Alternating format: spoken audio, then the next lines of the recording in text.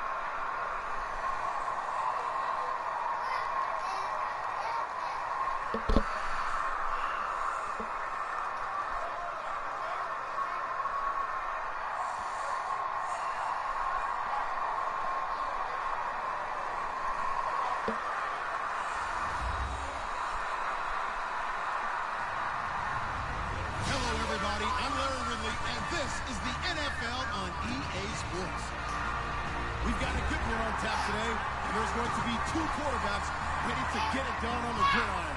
It's the Browns going up against the Falcons. So with that, we'll send you out to the Georgia Dome in Atlanta, home of the Dirty Birds, where we bring in the two men who'll call the action. That's Brandon Godden and Charles Davis. Gentlemen. Larry, we are just off of Centennial Olympic Park Drive at the home of the Falcons since 1992.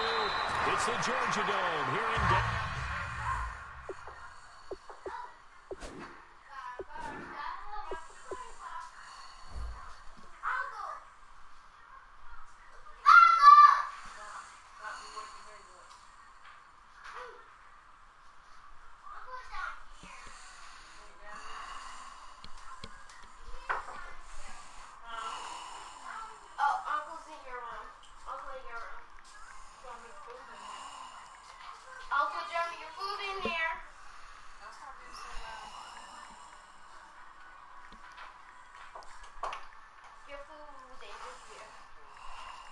Downtown Atlanta. Straight ahead, we've got a good one on tap here between the Cleveland Browns and the Atlanta Falcons.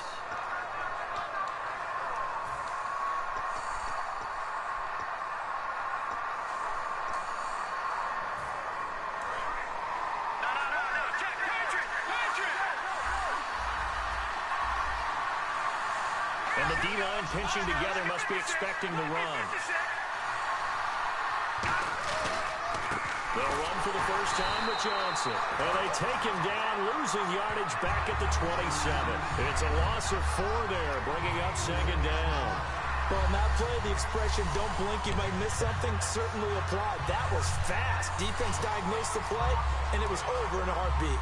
Offense needs something here on second down. It is second and long. Now Hogan. Underneath for Johnson. A solid gain of 15 yards, and the sticks move. We can talk.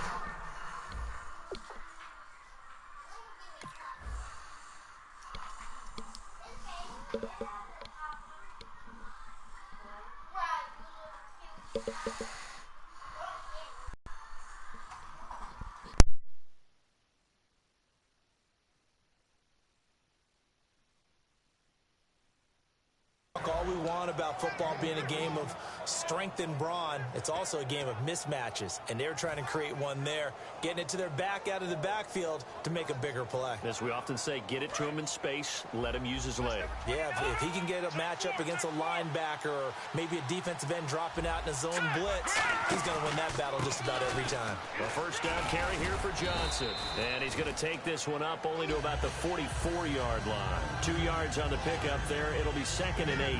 That's a good play by the guys on the defensive side of the ball. Held him to a gain of 2. And that changes the playbook a little bit now for the guy calling plays. 2nd and 8. Now he's got to probably think about going to the air instead of maybe staying with the ground game. And no room that time. Getting it to about the 46. 2 yards on the carry there, and it's going to lead him to 3rd down. And trying to give a lift to this offense today will be the Duke, the former Cane, Duke Johnson. Comes from a great tradition of runners at Miami of Florida. He's one of the best ones we've seen in recent years. They'll let their receiver run it out of the wildcat. And he is going to lose yardage here. A loss of 8 on the play, and it brings up 4th.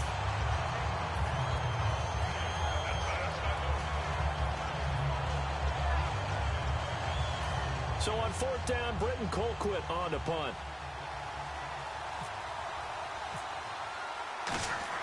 And look here, it's an opening drive fake. And he's got his man out of the backfield. That's complete. It's a big play that time on the fake punt. And they're able to move the chains as they convert on 4th and long. So after that big gain, let's see what else the offense has up its sleeve. Looking to jam the receivers at the line here. Press coverage look defensively. They just do get the play off as he'll look to throw. And a hook up over the middle to Pryor. And he's going to get it down to the 3rd.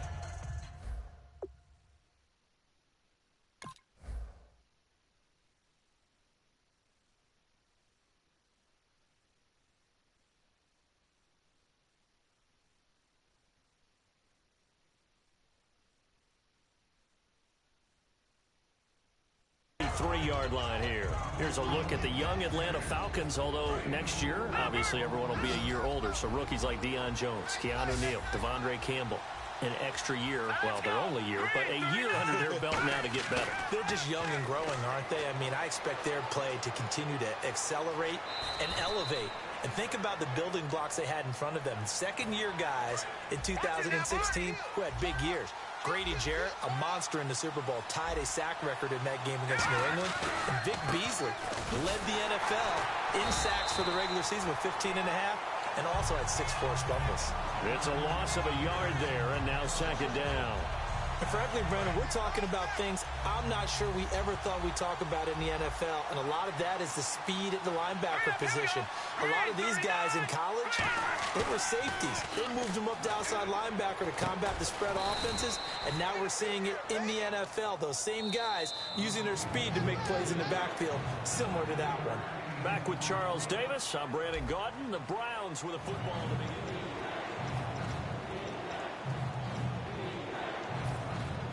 So play number 10 now coming. It's been a long opening drive, but this is 3rd down. Here we go. They'll try and run for it. Here's Johnson. And he's able to pick up the first down before he's tackled right at the 10. 4 yards on the play, and that leads to the 1st and goal. I don't know about you, but that almost felt like old-time football there. 3rd and 2 is not necessarily just a running down anymore. A lot of times they want to throw the ball. They went back to the roots and powered forward and got the first down. Pryor has it complete. And he is into the end zone. Touchdown, Cleveland. Terrell Pryor, a 9-yard touchdown grab. And the Browns are able to cash in for 6. No, he missed the PAT. No good on the extra point, so a letdown there. And this will stay a 6-point ball game. Now after the score, it's Parkey on to kick it away. That's fielded in the end zone. And a pretty good return here. He'll be stopped just shy of the 25 at the 24-yard line.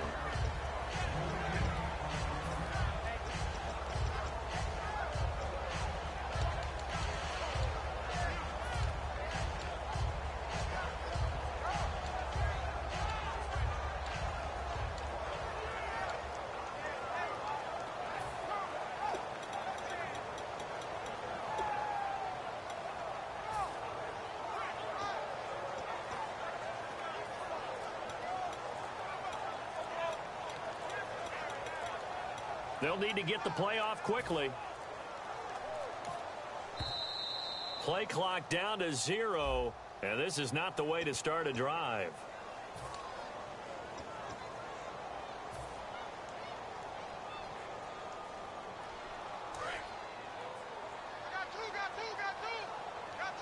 They'll put 2 receivers left, 2 to the right. They'll run it now out of the gun. And he'll get this up over the 25 to the 26. And for Coleman, if you combine the rushing and receiving yards, close to 1,000 last year. He had 8 touchdowns as well, and was just really a great 1-2 combo with Devontae Freeman. An outstanding one, and just think, if he's on just about any other NFL team, he's probably the lead running back.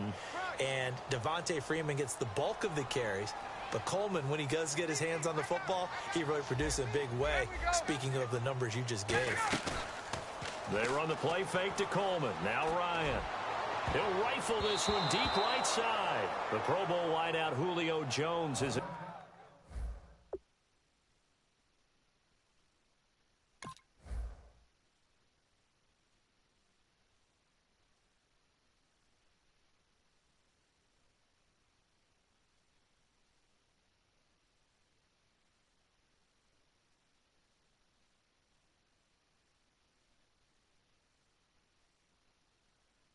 intended receiver, and it's 3rd down.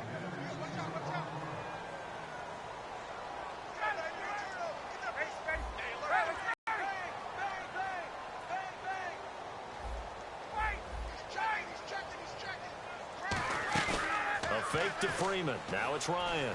Finding time. This one complete to Mohamed Sanu. And he gets it to the 34. Good enough for the first. Love the call by the offensive coordinator, recognizing the situation very well, calling for the play-action pass, and completing it.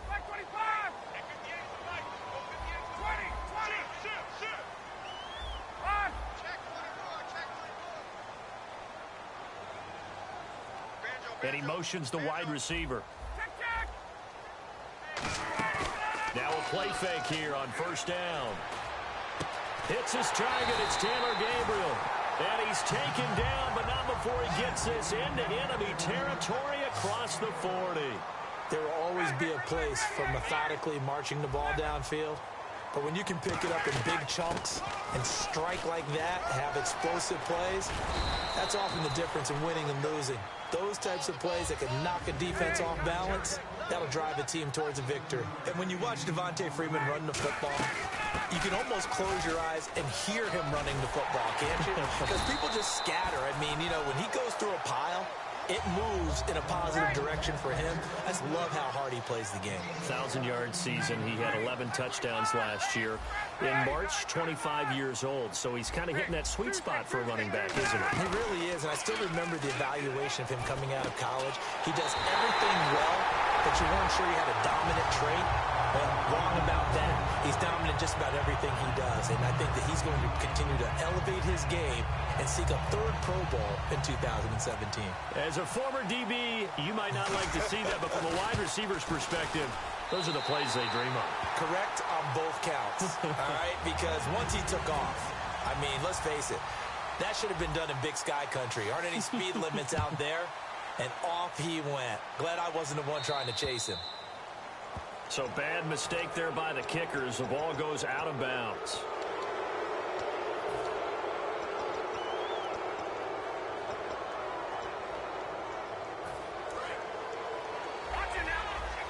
Shift together here from the D-line. The slot man in motion right. Now a handoff. Johnson.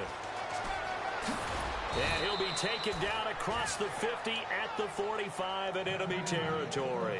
How many times do we say in this game that speed kills, and it does it in so many different ways? In this case, you got a back who's quick and shifty, can make moves, make people miss, but also gets to and through a hole before it can close down. That's some of the benefits of that speed, not just outrunning people in the second. Looking for Barnage, and it's intercepted. Ricardo Allen with a pick, and he'll take it across midfield and down to the 48-yard line. Now the Falcons offense, they get ready to head back out here. And that last drive, a long drive, but not just that. They had a great air attack going. Did they stick with that? I would think that they would, because if they were confident enough to do it on the last drive, starting backed up in their own territory, why would you change anything? They've got to be confident about what they're presenting and continue to do so. Yeah, because the secondary, they really look clueless. And that was amazing because that drive went and went, no adjustments, and no big plays by the defense to knock the ball away.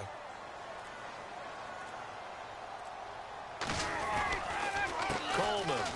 They find some open field here. And he's brought down. 11 yards on the pickup, and it'll be first down Atlanta. We just saw what a lot of teams call a heavy set. 3 tight ends in the game. That signifies they want to run the football. Yeah, occasionally they'll play action and throw it, but most of the time, those guys on the field means strength, power, run the ball behind them. And now what a lot of teams are doing is they're taking an extra offensive tackle and putting him in a tight end number to give them even more blocking power, and we just saw it on that play.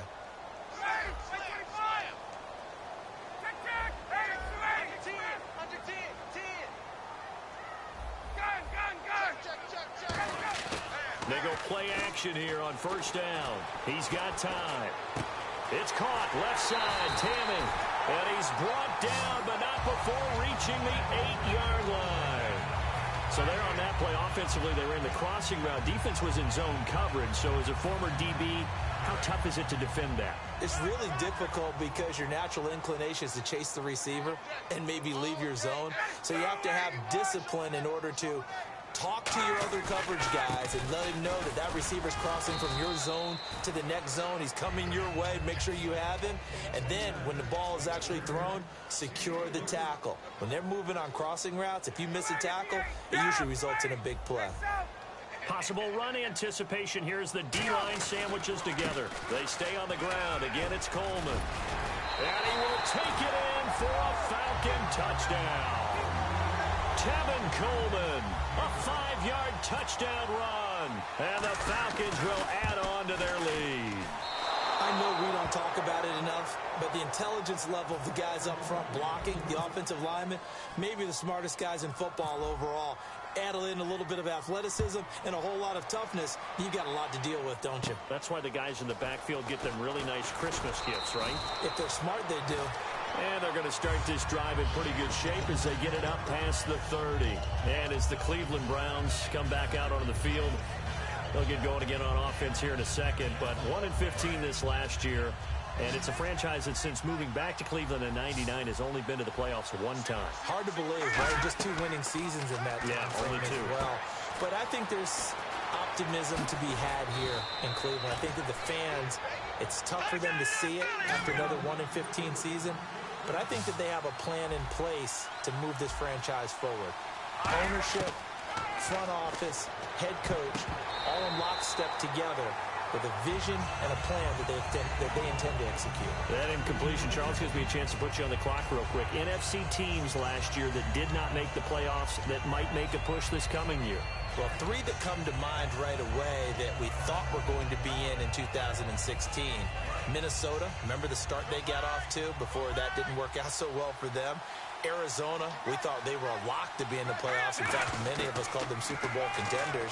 And Carolina, the defending NFC champs going into last season, they didn't make it. So I think that all 3 could return to former glory. I'm going to give you one way off the pace here. You ready? Let's go. The Los Angeles Rams. They get the young quarterback going, and that defense continues to live up to expectations. They can make a real strong push in the West. There goes Duke Johnson. And all the way in. Touchdown, Cleveland. Duke Johnson, 44 yards. And the Browns are within an extra point of tying this thing up. And a little time left on the clock, so on the other side, they're thinking, gosh, we'd like to get that lead right back. Yeah, thanks for pointing that out. Here I am going ahead and tapping out the first half. Well, there's still time. They've got to make a decision about what they want to do on the kickoff, where they want to let their return guy touch it. That'll be taken in the end zone. And he's up past the 20 to the 22-yard line. So out come the Falcons now. And with time quickly fading here in the second quarter, not sure how aggressively, offensively they want to play this. I think we'll find out just how much they trust their guys in this situation if they decide to take a shot.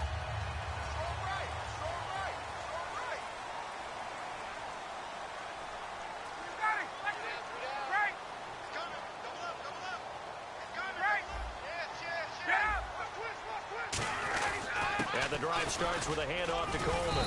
And he'll get this one up to the 26. And give him 4 yards there. It'll be 2nd and 6. And now it looks like they're going to be in the hurry-up. Not a run that you're going to write home about, but still a good first down run. That's what an offense calls staying on schedule. 3 to 4 yards on first down. You're set up very well for the rest of the drive. First half in. Hey, you. Yeah, you. John.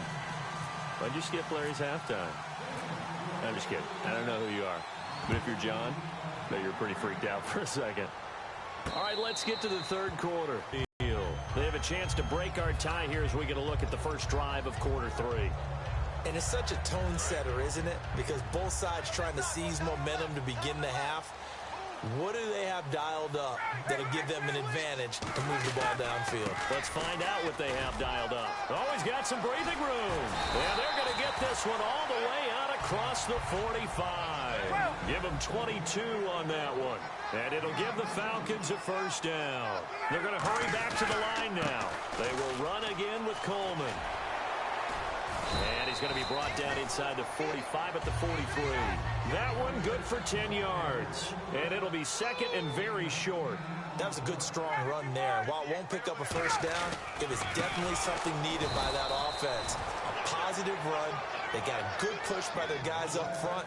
Maybe it's something they can build on as this game continues. They tried to run the counter, just that the defense wasn't fooled. And when they're not fooled, you see the end result. Because what you're doing there, you mentioned the counter. You're using your offensive linemen sometimes to pull or move, to influence the defensive front, to go in that direction and create the space back in the other side and block it appropriately. But you're exactly right. Didn't move him. Sat there waiting for him and made the play. Here's Ryan. He's got Sanu. And he's going to have the first down yardage to the 35. They pick up 12 on the play there, and they move the chains. And the offense moving quickly to the line. This is Freeman on 1st and 10.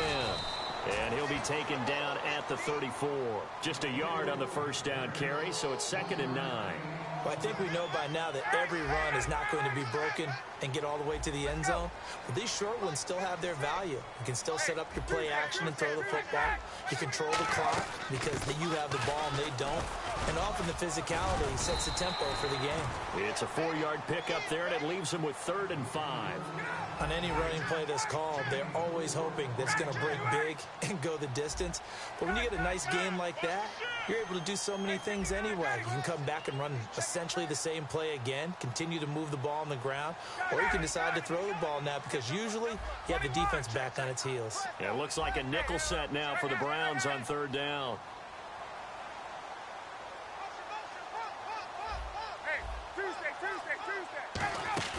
Off the play fake to Freeman. It's Ryan. And the 3rd down pass falls incomplete. Looked like they had an opportunity for a big play across the middle, but he didn't have the concentration or the focus necessary and dropped it before he could haul it in.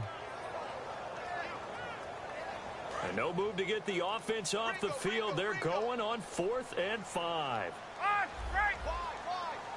They'll put 2 receivers left, 2 to the right.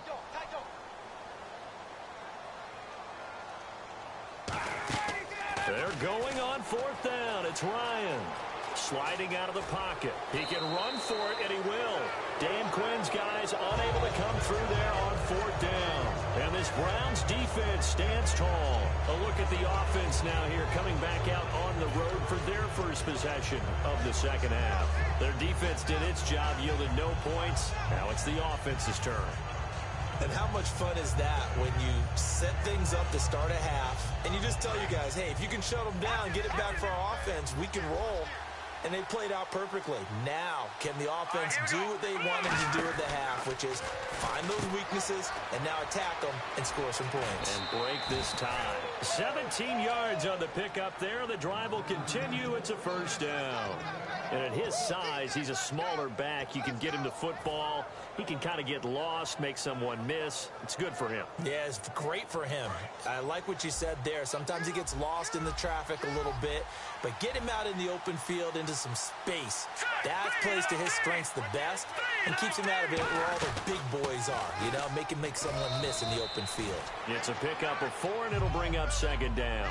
We always like to talk about defense in terms of levels. First level defensive line, second level linebackers, third level defensive backs. On that run, that was what we call a first level run, and it was stopped by a second level player. Hogan now. And that one got tipped, kind of threw everything off. It brings up third. Well, we're not playing 3 yards in a cloud of dust football anymore. I kind of get why those old school coaches sometimes didn't want to throw the football. Because if it's popped up in the air, it almost turns into slow motion. And both sides trying to get to the football, and you're holding your breath wondering whether it's going to go good or bad for your team. A nice pickup there of 11 yards, and it'll move the sticks. And the offense lining up 1st and 10. Everyone's got to be able to catch the football. Doesn't matter what position you play, but if you're on offense, be aware a ball may come your way. Now a first carry for the backup, Isaiah Crowell. And he'll lose yardage on the play back at the 45-yard line. That's going to go as a loss of 4, and it'll be second down. And a long way to go for the offense here on second down. And the D-line pinching together must be expecting the run. Let's go. Out of the Wildcat, a wide receiver carry. They'll roll him out right. And he'll get it inside the 40 to the 39. Give him 6 on the play, and that's going to bring up a third down. If they want a first, they need to get the football to the 32 here on third down. Now Hogan. Underneath for Johnson. And he's able to get the first here as he's taken down at the 25. A good gain of 14 there, and it moves the chains. All right, I'm going to show my age here a little bit. We used to talk about running backs catching the ball as safety valves. Nowadays, they're a big part of the passing offense. Quit acting like you're so old. You're only 65.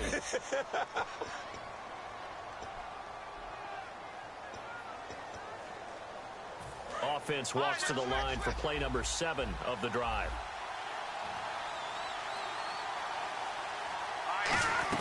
They'll run it now out of the gun. And taking it to the 15-yard line before he's brought down. Give him 11 on the gain there. And it's good enough for a Cleveland first down. And now inside the red zone, the offense will operate. From the red zone now, they'll look to throw. And incomplete. Duke Johnson, the one he was looking for. And that'll bring up second down. Second down here after the incomplete pass. From the shotgun, he'll look to throw. Dumping it off for Johnson.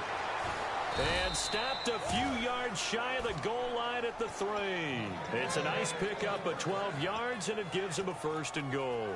I know most of the time when the ball's in the air, you're thinking wide receiver, tight end, but running backs, they can be a big part of any passing offense nowadays. And a really long drive here, and it goes on and on. No. Check. Patriot. They'll run it with Johnson. And he'll go backwards, losing yardage to the 5. That's going to go as a loss of 2, and it'll be second down. So often you hear defensive coaches talk about we need all 11 on every play in order to be a good run-stopping unit. And sometimes it starts to sound a little cliche. But did you see the free safety on that play? Knifing through and running down the ball carrier. A huge play. And when you have a free safety who can run like that, you've got to turn him loose. They give him 2 yards officially, and now it'll be 3rd and goal. Well, Brandon, we always know that once you score 1 touchdown, you're without a doubt. And so far today, he's got 1, but was denied as he tried to get the second one. They'll come up now in the Wildcat package. Let's go. They'll try and punch it in with Crowell. Oh, no, he lost the football. And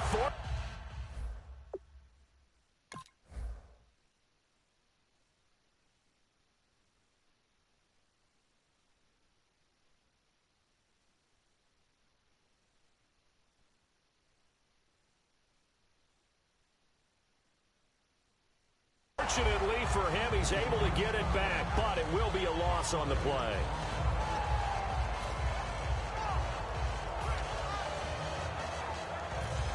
So on comes the kicker, Cody Parkey, in a big spot. And Parkey's kick is good. And they have taken the lead here in the fourth quarter. So the drive here ends with a field goal, and that does give them the lead, but this one is still a long ways from over. And you love to be able to look up at the scoreboard and see that you're out in front, but then you take one look across the field and see that offense is raring to come back out, and you think, I don't know that field goals are going to be enough to get us home. And here now come the Falcons. And on that last drive, went for it on fourth, turned it over. A good job by their defense, though. They held them to 3, but this offense, they've got to be a little bit better, a little bit more careful here. And sometimes when you see these calls on fourth down, when they decide to go for it, it's not necessarily the coach saying, I believe in my offense. Sometimes the coach saying, I believe in my defense. I can afford to go for it here, because if we don't get it, I don't think we'll give up more than 3. And that's exactly what happened. You think that factored in? I do. I think that he had that in his mind going into the game, that I'm going to be aggressive on offense. To the line. On second down, Ryan. Blitz coming, and down he goes. A well-designed corner blitz that gets him for a loss of 8 yards. The game plan for any defense is finding ways to make a quarterback uncomfortable in the pocket. When you bring pressure from all angles, you never know who's going to get home. In this case, the left cornerback, right in the face of him, puts him down. Time for a break. We'll come back, see what transpires after this. And if the defense can hold here, this ball game is over. And they're thinking more than just holding. They're thinking about a takeaway to finish things off.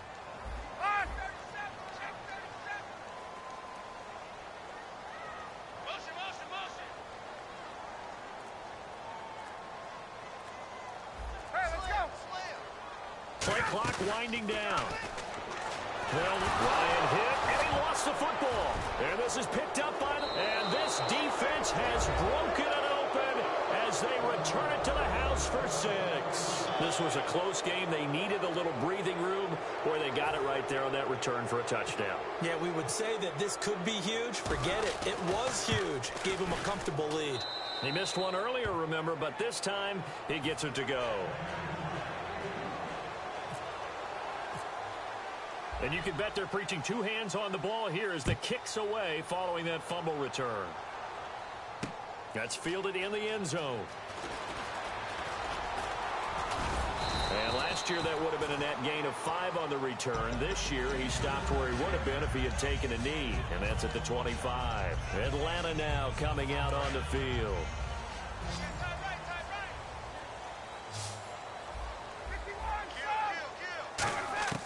Now Ryan. He's going to let it fly. And got his man complete. That one goes for 36 yards. And at this stage, down in the second half, looks like they just wanted to find a way to get it in the hands of their playmaker, and they did. I think you're exactly right. I don't think the coordinator's looking at his play sheet and trying to figure out which play. And this is caught inside the 5. A pickup there of 36.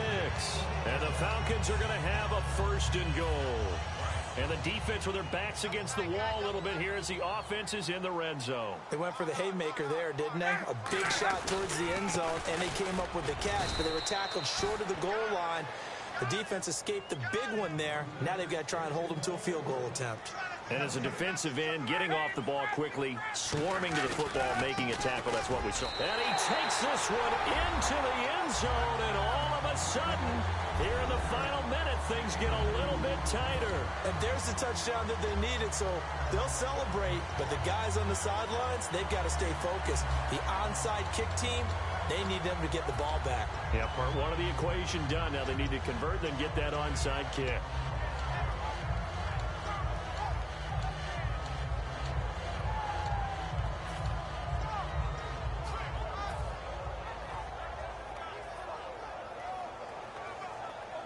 So a big play coming for the Falcons as they'll go for 2. Hey, got three down. It's Coleman here. And he will find the end zone again. So he gets the touchdown and the 2-point conversion, and that'll cut this deficit down a little bit further.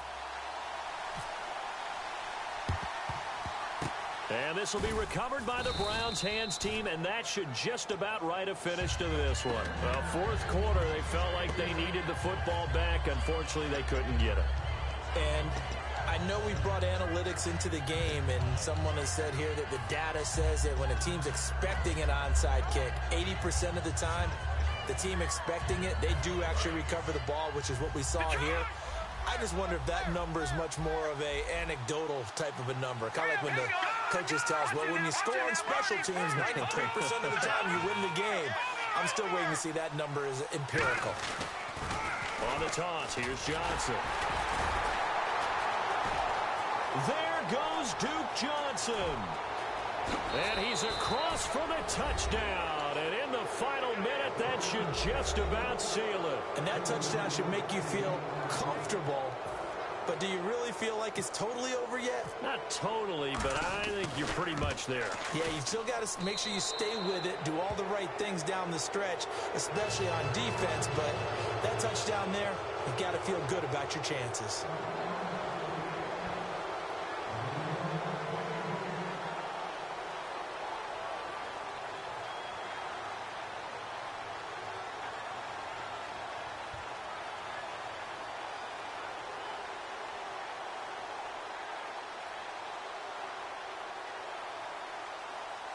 Now after the score, it's Parkey on to kick it away.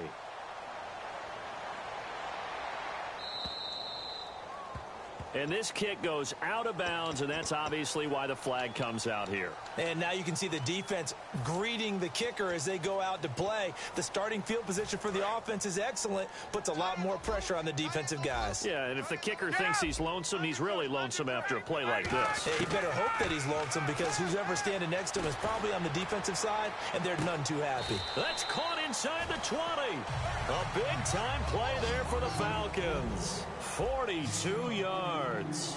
Well, we haven't been shortchanged on offense. Another fun play to watch there on the deep pass. This game has the feel of, what, a turkey bowl, a Thanksgiving day. You know, when we get to get... Now hold everything here. We're going to get a timeout by the offense. It's just their first. They've got 2 more to use here in the final stages.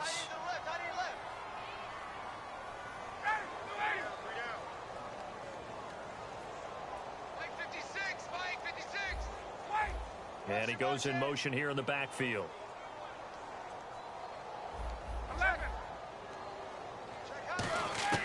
Ryan to throw.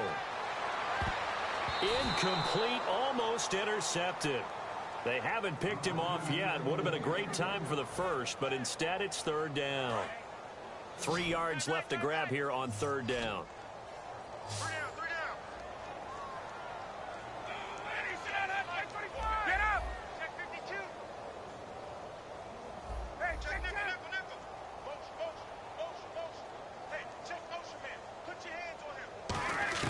Here's Ryan. Finding Gabriel complete. And he'll take it into the end zone. Touchdown, Atlanta. Taylor Gabriel from 10 yards out. And the Falcons have cut it to within a score.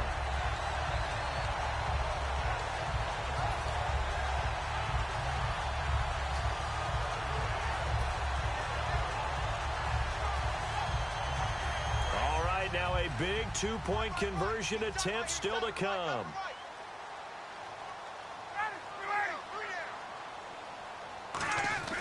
To throw forward is Ryan. And this is caught. So they took a chance, but they are back within a single point here in the 4th. So the onside kick will come with 17 seconds to play.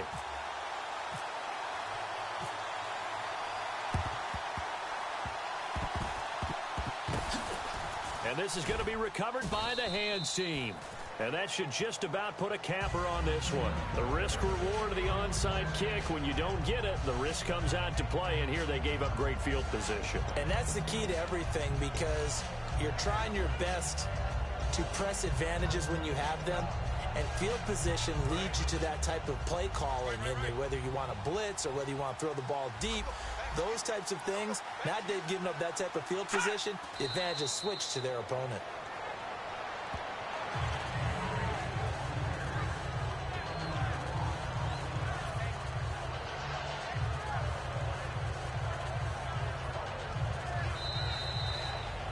A lot of scoring. There's no doubt about that in this one, Charles. Points, they were not in a premium. They were pretty easy to come by. They were, but it was fun, wasn't it? Because both teams finding ways to click.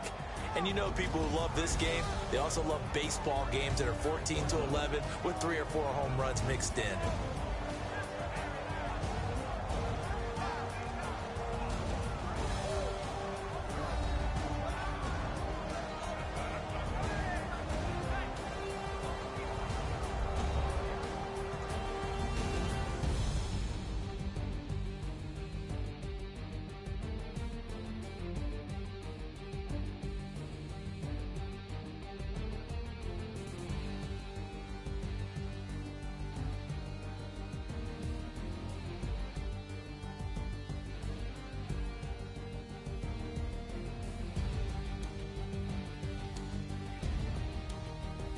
That'll do it for us. For Charles Davis and all our hardworking crew, I'm Brandon Gaudin. You've been watching the NFL on EA Sports. For more, find us on Twitter at EA Madden NFL.